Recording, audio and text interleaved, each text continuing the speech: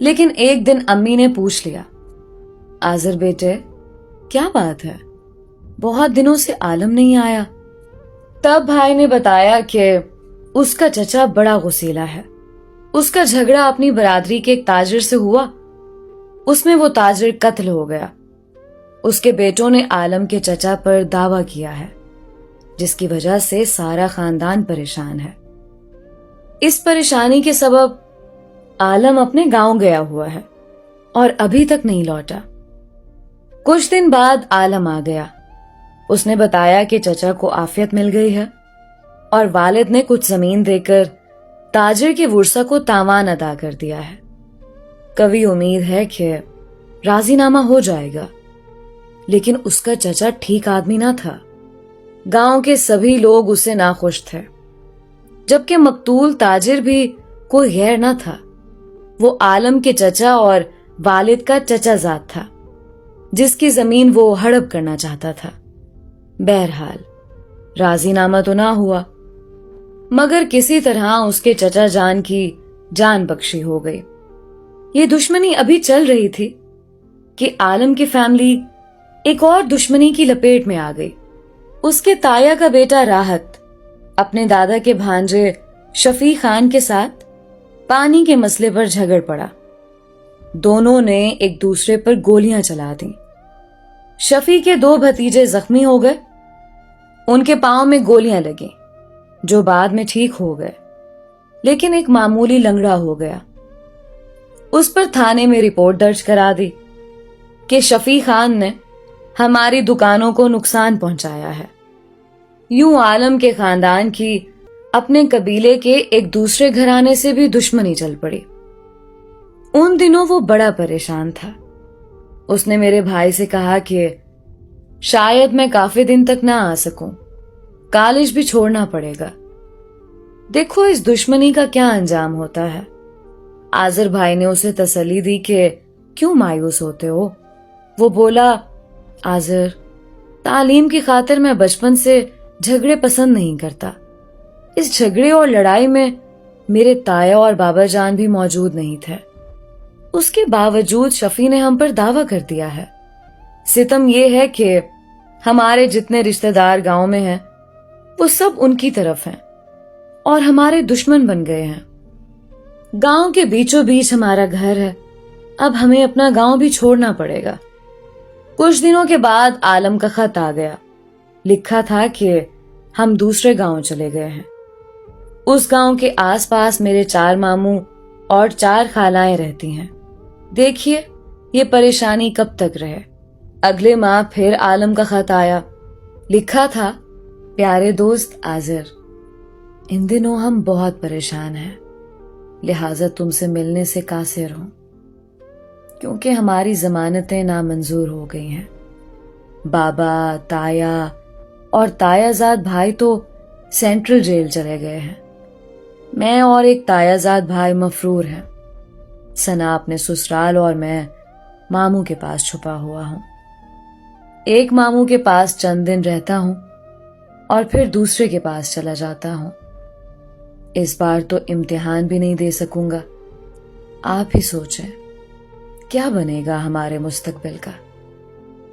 بھائی آذر خط پڑھ کر میز پر رکھ دیا کرتے تھے. جب وہ کالج جاتے میں عالم کا خط کھول کر پڑھ لیا کرتی تو مجھے دکھ ہوتا.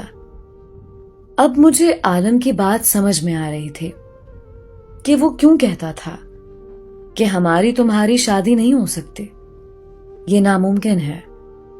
واقعی جیسے اس کے حالات خاندانی دشمنی کی وجہ سے تھے, اس میں تو یہ ناممکن ہی تھا کہ کوئی لڑکی اس کی دلہن بن کر خوش رہتی.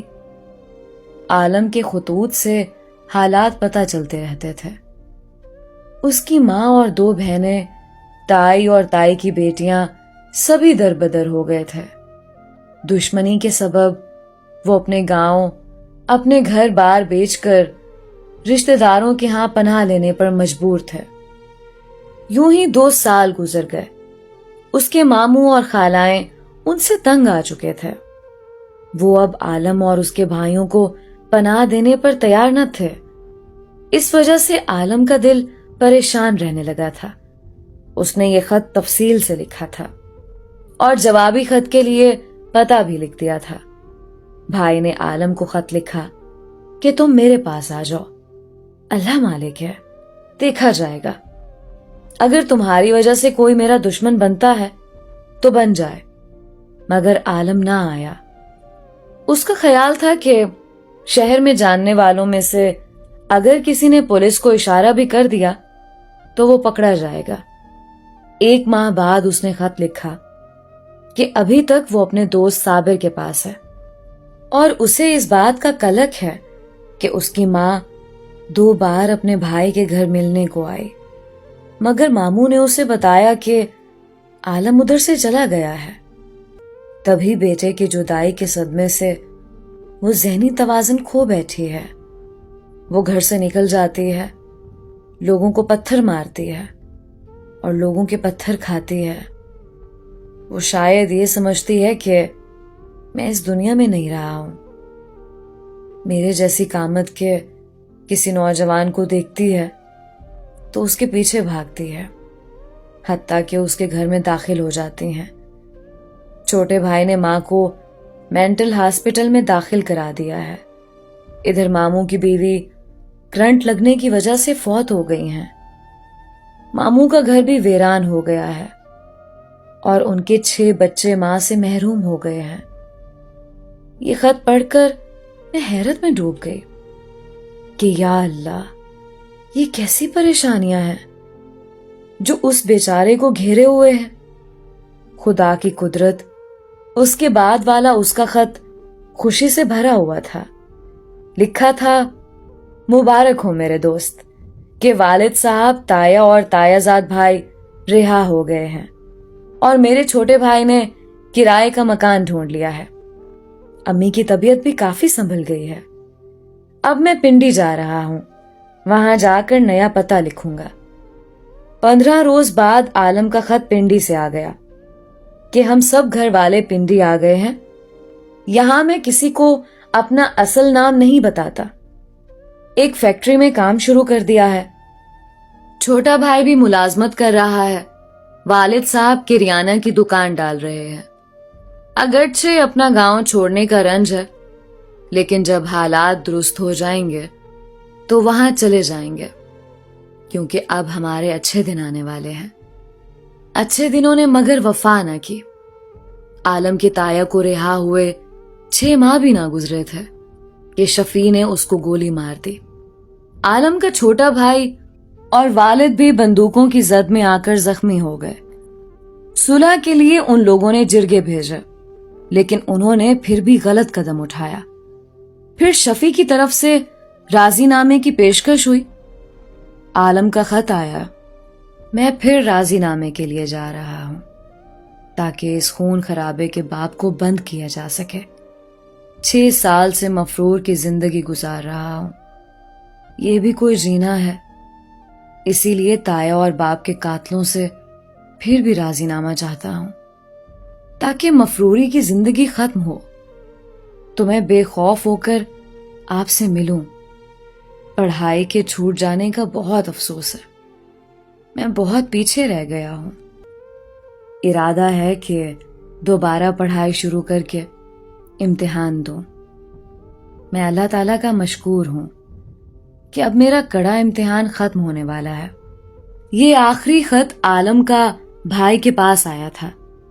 खत में पिंडी का पता लिखा था, इसलिए मैं, अम्मी और भाई आलम के घर पिशावर से पिंडी गए। उसकी माँ और बहनों से मिले। वो सीधी सादी प्यार करने वाली औरतें थीं। तवील अरसे तक ये खानदान बिखर रहने के बाद इकट्ठा हुआ था और उनको सुकून मुयस्सर आया था। फिर भी आलम की वालिदा के चेहरे पर गुजरे हुए कठिन वक्त के आसार नुमाया नजर आ रहे थे। उस रोज चंद लम्हों के लिए आलम को अकेले में मुझसे बात करने का मौका मिला तो उसने पहला सवाल यही किया, क्या अब आपको मेरी बात समझ में आ गई या आप अभी तक मुझसे नाराज हैं? मैं आपसे नाराज नहीं हूं। वाकई आप लोगों की जिंदगी